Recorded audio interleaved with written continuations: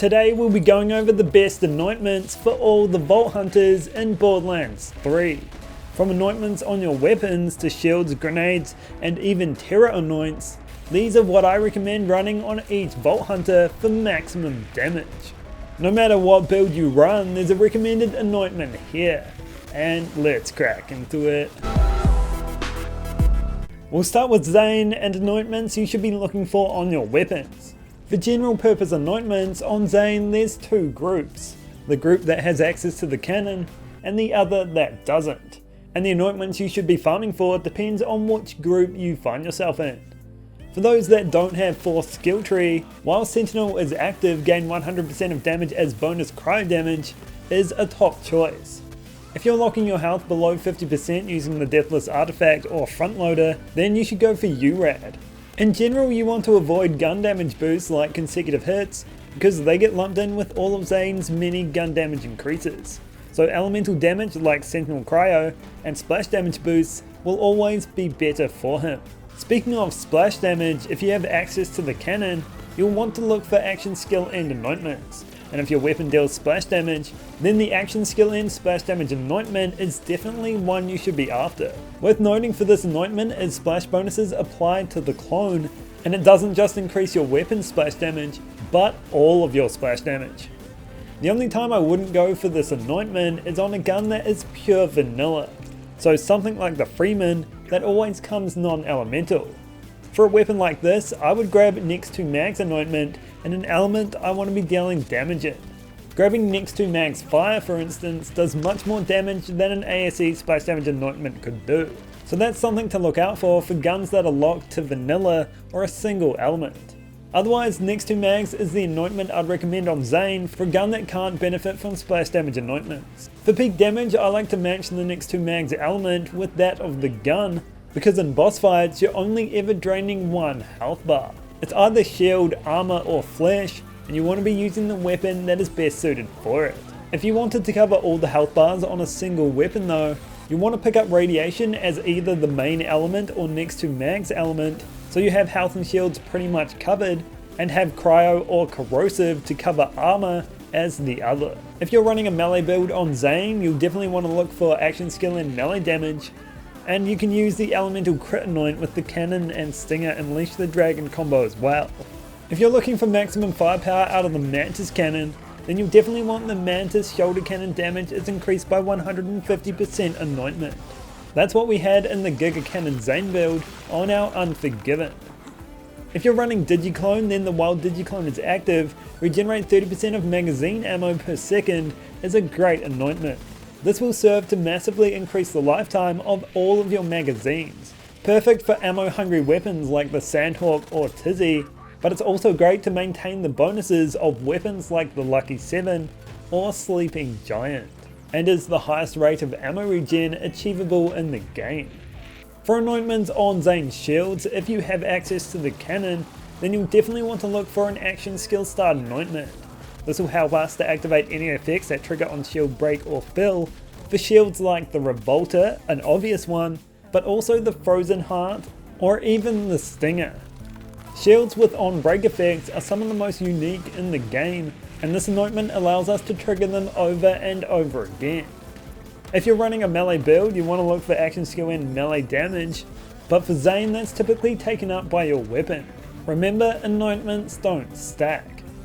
That's particularly useful knowledge when you're running an action skill and bonus elemental damage anointment on your shield, which can also drop on your grenade.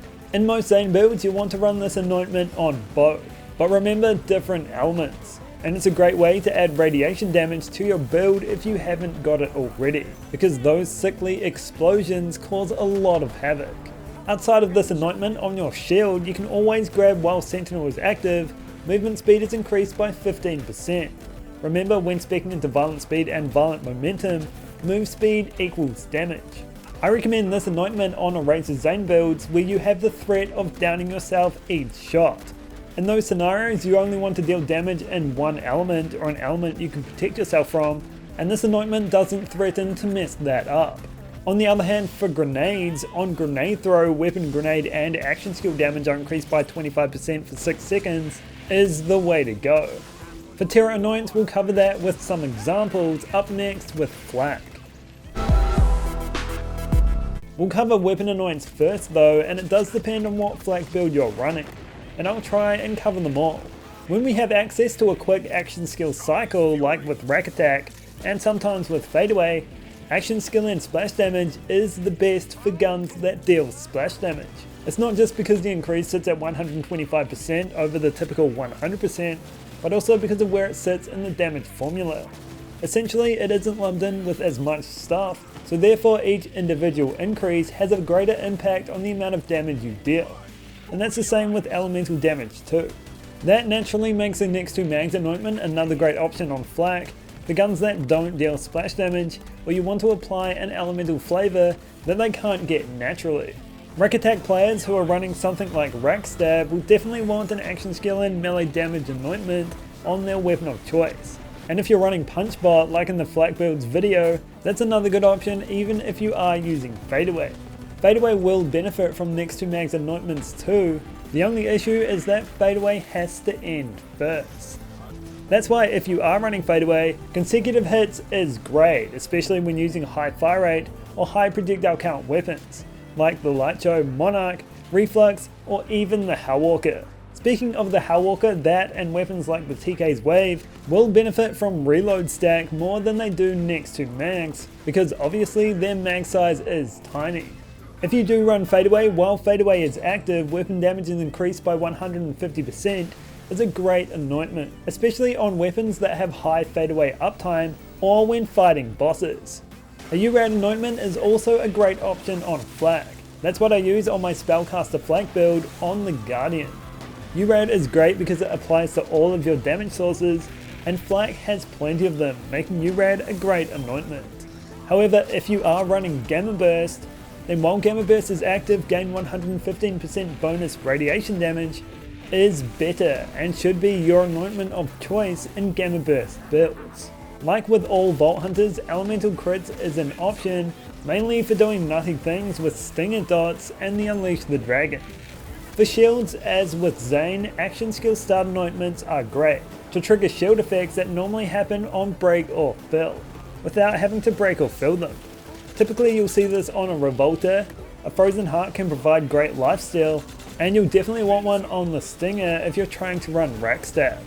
Like with weapons, you can get action skill and melee damage on your shield, but typically this is best placed elsewhere. Action skill and bonus elemental damage is also a great anointment to add bonus elemental damage of a particular flavour. Generally with action skill start anointments taking up our shield slot though, we normally grab these on our grenades. And the perfect element is radiation if you don't have that in your build anywhere already. ASE Rad is generally what I'll run on my Fish Slap if that's the build I'm going for, but you can go for action skill start, regenerate a grenade, but with the max grenade ammo cap, I don't have a problem running out. If you are throwing grenades often though, or can't achieve ASE anointments very easily, then the on grenade throw anointment is a good option. For Terra Anoints, there are a few that stand out. One that helps set you up is the melee attacks have a 25% chance to apply Terra to yourself. That's something that can drop on weapons, grenades and shields, but generally you'll want this on your face puncher, so one shot can give you the maximum level of Terra. However, you'll generally activate your Terra build through the ASE applied Terra anointment. If you can cycle action skills quickly, then this is the preferred approach for applying Terra. When you have that, you can then benefit from the while terrified gain ammo regeneration. The more Terra you have, the higher the bonus, and it sits at 5, 11 and 16% of magazine size per second with 1, 2 or 3 stacks of Terra. And again, with a couple of shots of your face puncher with an applied Terra anointment, you'll reach the max stacks. That anointment can drop on your weapon, grenade or shield, and generally you want it on either your grenade or your shield. I say or because remember, anointments don't stack. Another great Terra anointment, more for dealing damage, is while terrified, deal 75% bonus cryo damage. This works like URAD, so every single one of your attacks will deal that bonus cryo damage. It's great for a punch bot build, where one face puncher serves to apply the Terra, and this one serves to dish it out. A unique Terra anointment for Flak that you should be aware of is that after using attack command, consume all Terra and have your pet deal 200% bonus incendiary damage for a short time. That is a massive increase in damage and can make pets like the War Loaderbot much more powerful. It's one of the best Terra anointments and is a great string to the pet build bow. Now to Amara and her weapon anointments, and she has quite a lot of options here. Most of her builds see her cycle her action skill regularly, making action skill and anointments a good choice. Again, on splash damage weapons, you'll want an action skill and splash damage anointment, as that is better than next to mags. But you can't go wrong with next to mags either, and thanks to her infusion skill, you can add another element to the mix through this anointment. However, in general, I prefer consecutive hits, because it doesn't rely on activating an action skill, and you can reap its benefits 24/7. Amara applies dots easily, which help to stack it up, and she doesn't have much weapon damage increases, which makes it even better. If you are going a melee build though, you'll want an action skill in melee damage anointment, and that'll typically sit on your Psycho Stabber, Blade Fury, Face Puncher, or Guardian Angel. She's also the best with the kill stack anointment, making her reloads even faster, and because Ties That Bind is such a phenomenal force on the mobbing field, a single activation can go a long way to reaching its max cap of 10. She's also incredibly well suited to the Elemental Crits anointment, which with the right setup can see her massively amplifying the damage of dots. It's also great on a Blade Fury if you're running something like Blade Witch. She also has plenty of weapon anointments that are specific to her. Those include, after using Phase Cast, increase weapon damage by 250% for a short time. If you're not going the path of the punchy, this is what I recommend grabbing so you can deal with bosses easily. You could also grab the Phase Slam one to increase weapon damage by 300%, but Phase Cast is easier to cycle while mobbing, evident in the Cast Driver build I showcased a little while back. Phase Slam also has the option to increase melee damage by 200% and is a potential bossing avenue for melee builds. There's also a few weapon anointments that will increase the strength of her Siren powers. That includes Astral Projection damage is increased by 200% for Phase Cast and related action skills. There's also one for Phase Slam, but that increases its damage by 300%. And of course we can't forget about Phase Flare, where you can increase the orb and its related action skills by 200%. If you're wanting to deal peak damage with your action skills, then you'll definitely want to look at getting one of these. For Shield's action skill start is definitely one you'll want to look out for, and you'll want that on a Revolter if you're going general gun damage, and on a Stinger if you're going for a melee build.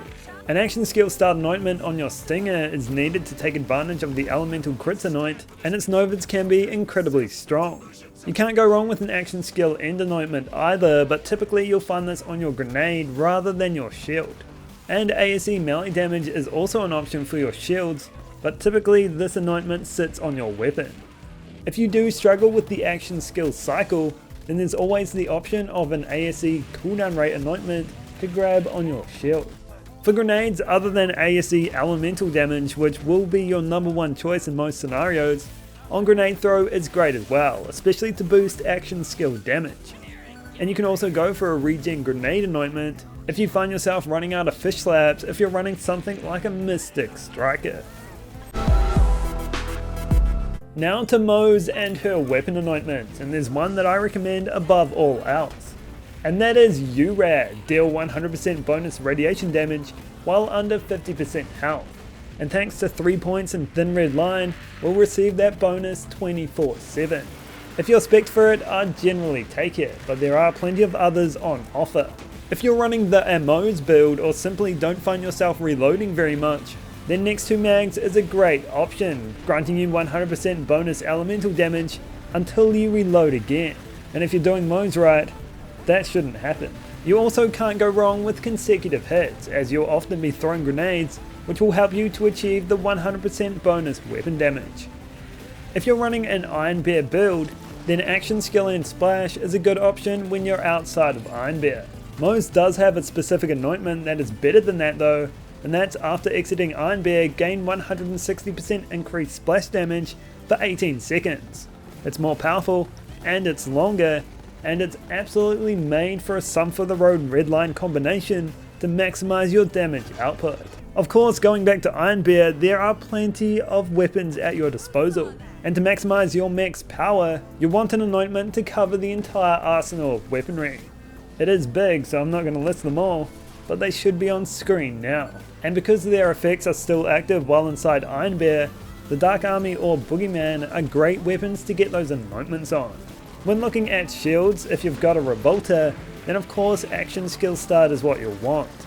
In my Mitosis Moze build, I run an Infernal Wish, so that's not an option. In that case, I grab action skill end, gain bonus elemental damage with weapons for 10 seconds. Now typically our action skill doesn't end often, but if you have access to Iron Cub and set them up to blow themselves up, then you'll actually be able to trigger it. She also has some shield anointments unique to her. There's after exiting Iron Bear, gain 75% increased shields and health for 25 seconds. This is what I run on my Immortal Snowshoe Moze to increase the power of the Snowshoe Novas.